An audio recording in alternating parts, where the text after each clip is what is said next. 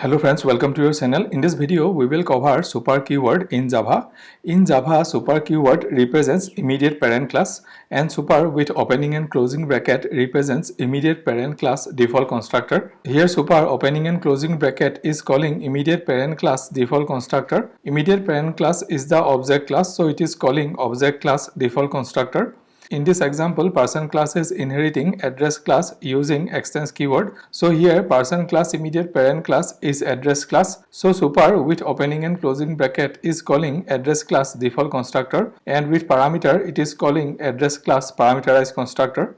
Thank you for watching this video. I keep uploading videos like this regularly. If you like this video, please subscribe to the channel and like and comment in the video.